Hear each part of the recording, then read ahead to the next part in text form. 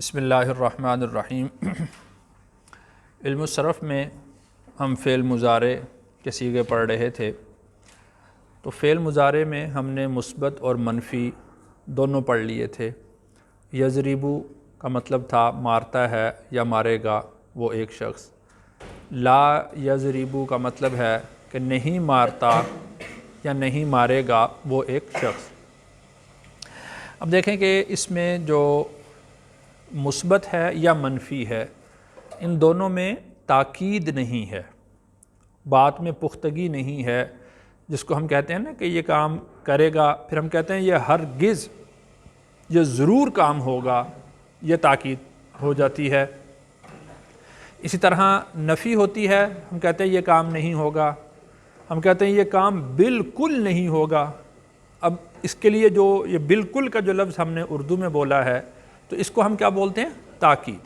تو اسی طرح عربی زبان میں بھی تاکید کے لفظ ہوتے ہیں، تاکید کے جملے ہوتے ہیں کہ جب ہم کسی بات پر زور دینا چاہتے ہیں تو اس کے لیے جو لفظ استعمال کیا جاتا ہے اس کے وہ کیا کہتے ہیں جی؟ اس کو تاکید۔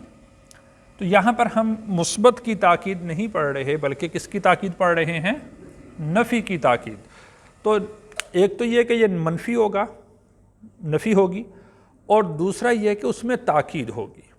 تاکید کے لیے دو طرح کے لفظ استعمال کیے جاتے ہیں، ایک کو ہم کہتے ہیں لن اور دوسرا ہوتا ہے لم۔ لم کے متعلق انشاءاللہ ہم کل پڑھیں گے، آج ہم لن کے متعلق پڑھتے ہیں۔ اچھا، اس میں ہم نے دوسری بات یہ سمجھنی ہے کہ کل جیسے میں نے آپ لوگوں کو بتایا تھا کہ کچھ افعال وہ معرب ہوتے ہیں اور کچھ مبنی ہوتے ہیں۔ معرب ان کو کہتے ہیں کہ عامل کے آنے کی وجہ سے ان کا اعراب تبدیل ہو جاتا ہے۔ دیکھیں کہ اصل میں یہ لفظ کیا تھا؟ یضربو۔ اصل لفظ کیا تھا؟ یضربو۔ جب اس کے شروع میں حرف لن باتاکید کا لگ جائے گا تو یہ یضربو سے تبدیل ہو کر کیا ہو جائے گا جی؟ یضربا۔ تو اس کو ہم کیا پڑھیں گے؟ لن یضربا، لن یضربا۔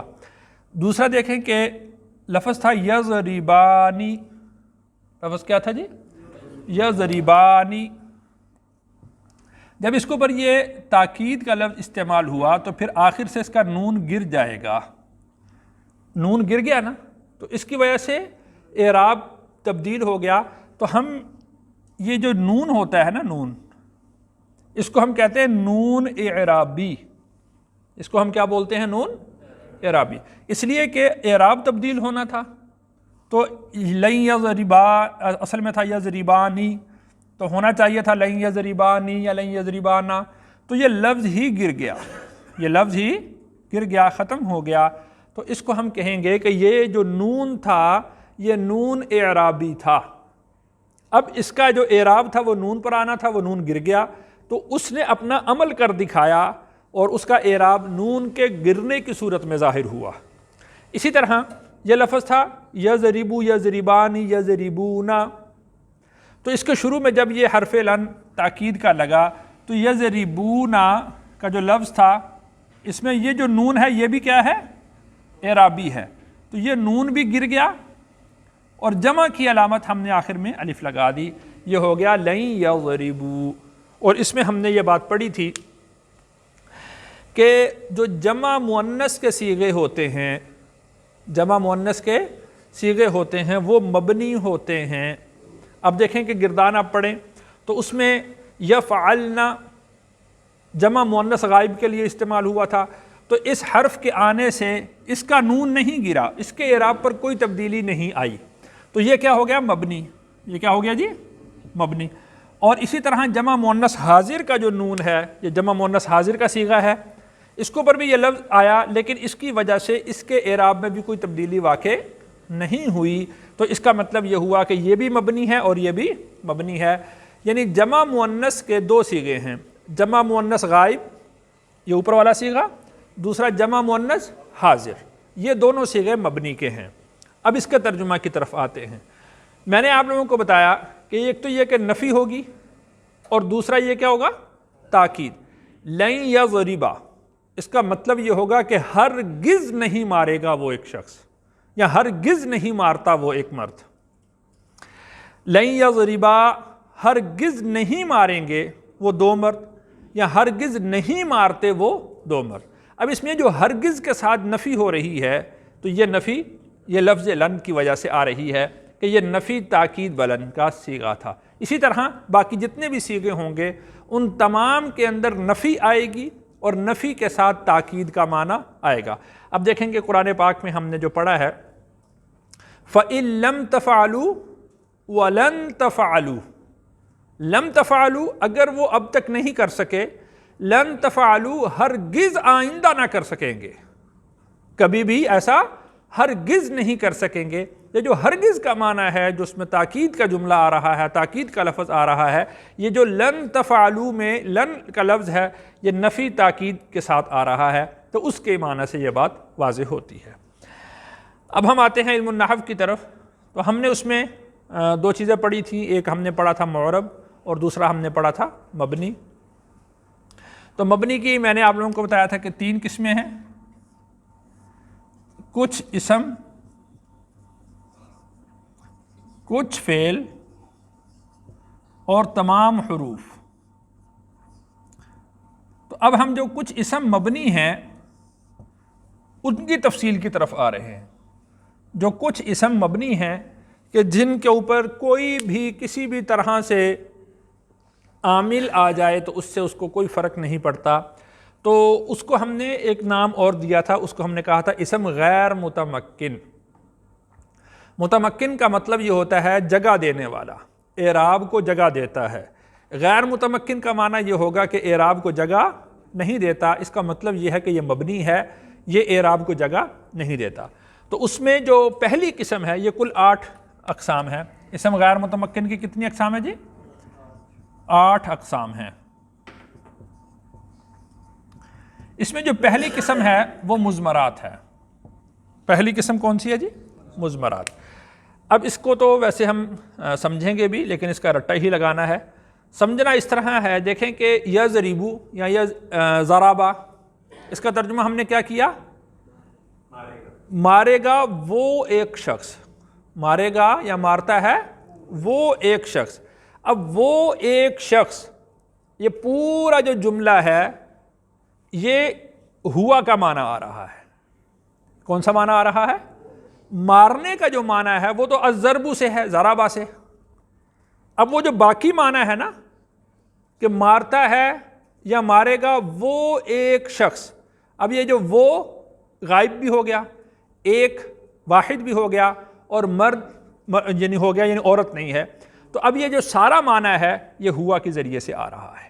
اب یوں سمجھ لیجئے کہ ضربا کا لفظ ہو، اس کا مطلب کیا ہوگا؟ مارا اس ایک مرد نے۔ اب الضرب کا مطلب تو ہو گیا مارنا۔ اب یہ جو باقی معنی ہے کہ اس ایک مرد، تو اس کا مطلب یہ ہوتا ہے کہ اس کے اندر ضمیر ہے جو اس کا فاعل بن رہی ہے، اور وہ کیا ہوتی ہے جی؟ ہوا۔ وہ کیا ہوتی ہے؟ ہوا۔ تو جب بھی لفظ ہوا آئے گا تو اس میں یہ 3 چیزیں شامل ہوں گی۔ نمبر 1 کہ غائب ہے، نمبر 2 کہ وہ اکیلا ہے، نمبر 3 یہ کہ وہ مرد ہے۔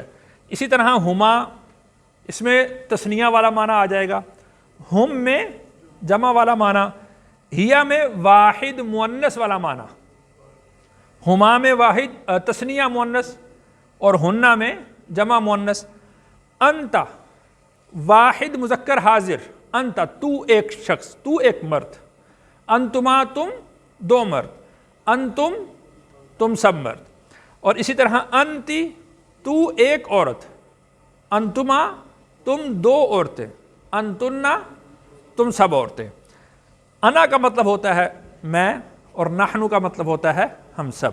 تو جس طرح 14 صیغے تھے تو یہ بھی 14 مضمرات ہوتی ہیں، 14 ضمیریں ہوتی ہیں کہ جو اس فعل کے اندر اس کے مفہوم میں سمجھی جاتی ہیں، تو اس کو ہم مضمرات کہتے ہیں۔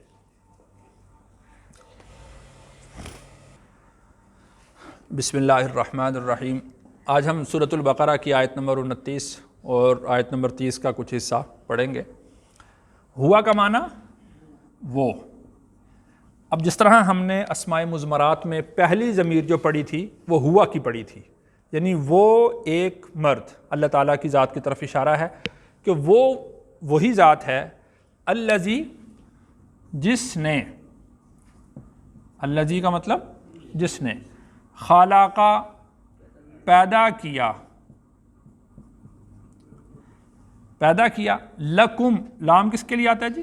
کے لیے، کم کا مطلب تمہارے یا تم، هو الذی خلق لکم ما جو کچھ، فی میں، الارض زمین، جمیعاً سب کا سب، جمیعاً کا مطلب سب کا سب۔ اب ترجمہ یہ ہوا کہ وہی وہ ذات ہے کہ جس نے پیدا کیا تمہارے لیے جو کچھ زمین میں ہے سب کا سب۔ اب دیکھیں کہ اس سے پہلے اللہ تعالیٰ نے جو آیت تھی اس میں ارشاد فرمایا تھا کہ وہی وہ ذات ہے کہ جس نے تمہیں زندگی عطا کی، تم مردہ تھے، بے جان تھے، اس نے تمہیں زندگی عطا کی، فَأَحْيَاكُمْ تمہیں اس نے زندہ کیا۔ تو اس آیت میں زندہ رہنے کے بعد جو زندگی کے اسباب ہیں ان کو اللہ تعالیٰ نے بیان کیا کہ انسان کے کھانے پینے کے لیے، انسان کے رہنے کے لیے، انسان کے پہننے کے لیے جو جو چیزوں کی، جن جن چیزوں کی ضرورت تھی، جو جو چیزیں ضروری تھیں، ان تمام کا اللہ نے انسان کے لیے اس کا انتظام کر دیا۔ تو گویا کہ اللہ تعالیٰ نے اس آیت کے اندر اپنے دوسرے احسان کا ذکر فرمایا۔ پہلا احسان اللہ کا یہ ہے کہ اللہ نے ہمیں وجود عطا کیا، اللہ نے ہمیں زندگی عطا کی، اور دوسرا احسان یہ ہے کہ ہمیں زندگی عطا کرنے کے بعد زندگی کے سارے اسباب جو زندگی کے لیے ضروری ہوتے ہیں وہ تمام اسباب بھی اللہ تعالیٰ نے ہمیں فراہم کر دیے، اور زمین کو اللہ تعالیٰ نے ہمارے لیے مسخر کر دیا، ہمارے کام میں زمین کو لگا دیا۔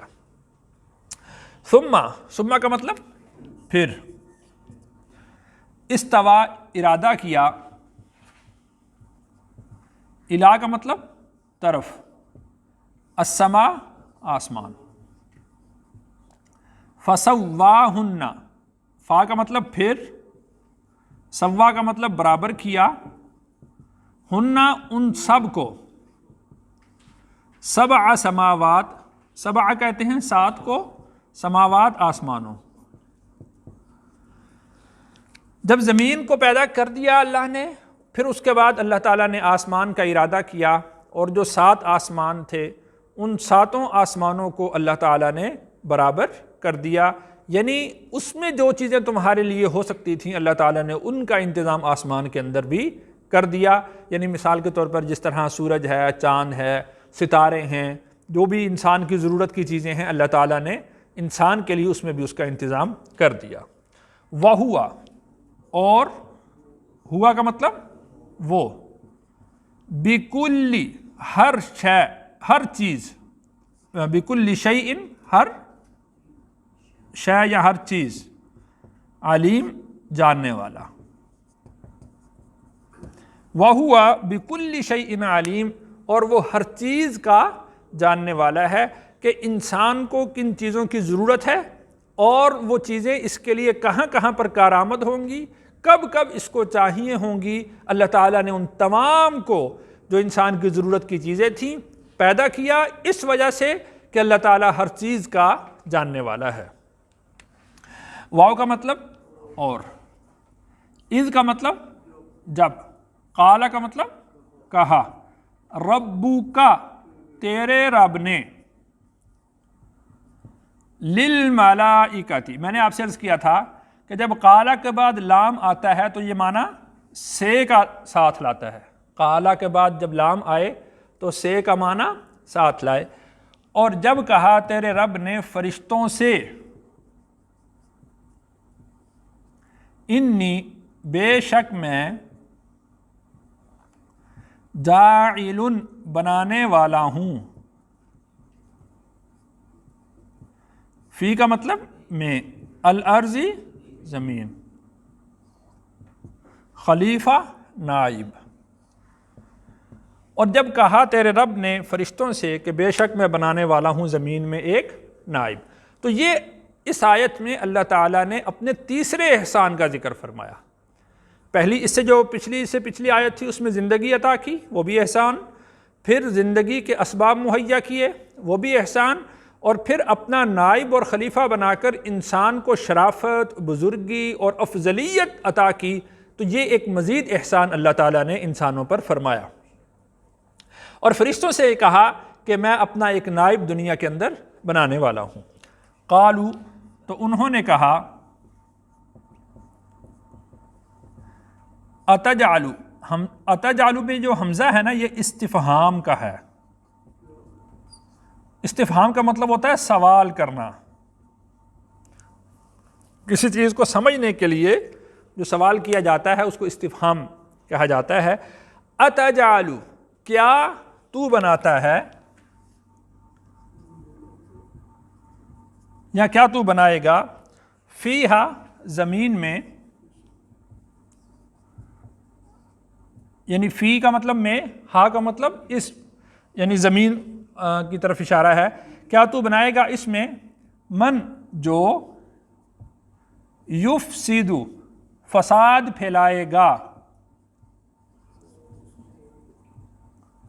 دیکھیں کہ یہ بھی یفسد مضارع کا صیغہ ہے نا، تو مضارع کے صیغے میں حال کا معنی بھی ہوتا ہے اور مستقبل کا معنی بھی ہوتا ہے۔ اس وقت تک تو آدم یا آدم کی اولاد نہیں بنے ہوئے تھے، تو اس وجہ سے یہاں پر ترجمہ موجودہ کا نہیں ہوگا کہ وہ فساد پھیلاتے ہیں، یہ ترجمہ نہیں ہوگا، بلکہ اس میں کون سا ترجمہ ہوگا، مضارع والا، کہ وہ پھیلائے، فساد پھیلائے گا۔ فیہا، اس میں، واو کا مطلب اور، یسفک الدماء، بہائے گا خون، بہائے گا خون۔ تو فرشتوں نے کہا کہ کیا تو بناتا ہے زمین میں اس شخص کو جو فساد پھیلائے گا اور بہائے گا خون۔ تو فرشتوں کا یہ کہنا یہ اعتراض نہیں تھا، فرشتوں کا یہ کہنا اعتراض نہیں تھا۔ عمومی طور پر ہمارے معاشرے کے اندر یہ بات پھیلائی جاتی ہے، کہی جاتی ہے کہ فرشتوں نے اعتراض کیا تھا۔ فرشتوں نے اعتراض نہیں کیا تھا، بلکہ فرشتوں نے سمجھنے کے لیے بطریق استفہام، بطریق استفادہ یہ سوال کیا تھا کہ کیا وہ زمین کے اندر فساد پھیلائے گا، کیا وہ زمین میں خون ریزی کرے گا۔ اب ہاں، اس میں یہ سوال ہے کہ یہ فرشتوں نے سوال کیوں کیا۔ اس میں کئی احتمال موجود ہیں۔ نمبر ایک یہ احتمال ہے کہ انہوں نے انسان کو جنات پر قیاس کیا کہ جس طرح جنات فساد پھیلاتے ہیں انسان بھی فساد پھیلائے گا۔ نمبر دو، انہوں نے لوح محفوظ میں لکھا ہوا پڑھا اور اس کے مطابق انہوں نے سوال کیا۔ نمبر تین یہ کہ انہوں نے انسان کی خلقت، انسان کے جو اوصاف ہیں ان کو مد نظر رکھتے ہوئے یہ بات کہی کہ کیا وہ زمین میں فساد پھیلائیں گے، کیا وہ خون ریزی کریں گے، تو کیا آپ ایسے آدمی کو کہ جو فساد بھی پھیلانے والا ہو، خون ریزی بھی کرنے والا ہو، زمین کے اندر اپنا خلیفہ بنائیں گے؟ تو معلوم یہ ہوا کہ فرشتوں نے اللہ کی ذات پر اعتراض نہیں کیا۔ فرشتوں کی کیا مجال ہے کہ وہ اللہ پر اعتراض کر سکے؟ اس کا مطلب تو یہ ہوا کہ فرشتے نعوذ باللہ کوئی اللہ کی نافرمان مخلوق ہیں کہ وہ اعتراض کر رہے ہیں؟ قطعاً ایسا نہیں ہے، بلکہ فرشتوں نے اللہ تعالیٰ سے سمجھنے کے لیے بطریق استفادہ انہوں نے اللہ تعالیٰ سے سوال کیا تھا۔